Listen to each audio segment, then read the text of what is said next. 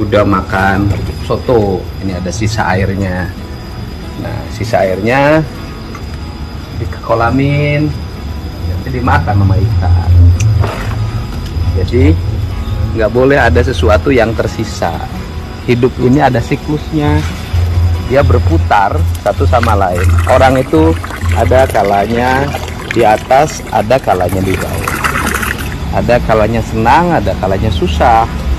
Ada kalanya menangis, ada kalanya tertawa.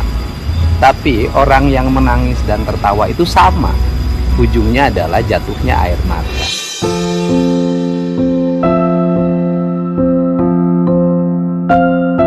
Jadi ya hiduplah siklusnya seperti itu. Dan tidak ada manusia yang sempurna. Setiap manusia pasti ada kekurangannya.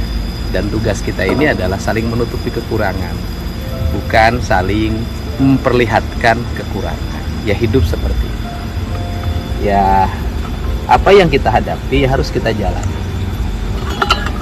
Karena hidup itu ada dua prinsip, kata orang Sunda. Ini yang ngomong teman saya, Dr. Tata. Kalau punya keinginan harus seperti sang kuryat. Artinya dia harus bekerja dengan cepat, kemudian berpikir dengan tepat, dan melakukan tindakan yang terukur sehingga seluruh target tercapai. Yang kedua, kalau ada masalah harus seperti si kabayan, santai, rileks, sambil gere telinga.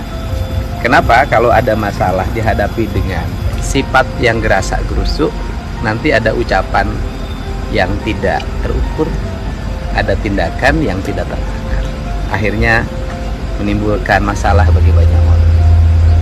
Jadi kalau mengukur hati, setiap orang punya hati dan punya rasa. Karena punya hati dan punya rasa, banyak cara untuk mengekspresikan itu. Saya lebih memilih untuk sudahlah, tetap saja melakukan sesuatu yang bermanfaat bagi masyarakat.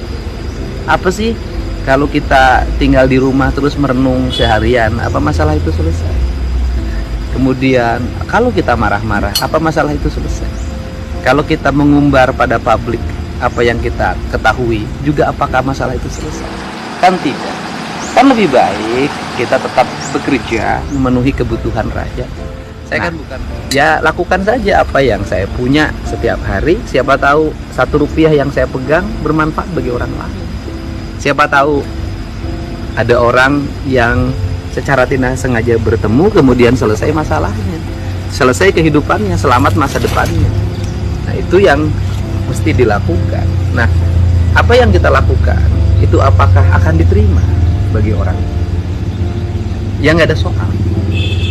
Kenapa? Karena apa yang kita lakukan tetap punya nilai.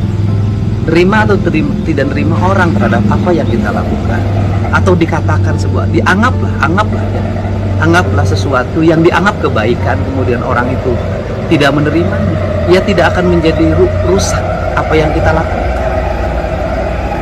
Dan itulah prinsip-prinsip yang harus dilakukan oleh saya.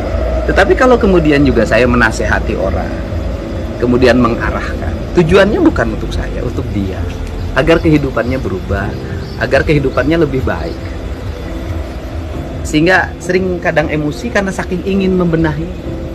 Nah kalau setelah kita lakukan apapun, sekuat apapun, ternyata orang itu tidak berubah, ya tidak apa-apa juga. Karena apa? Karena berubah atau tidaknya nasib orang tergantung orang itu sendiri. Tiada duka yang abadi.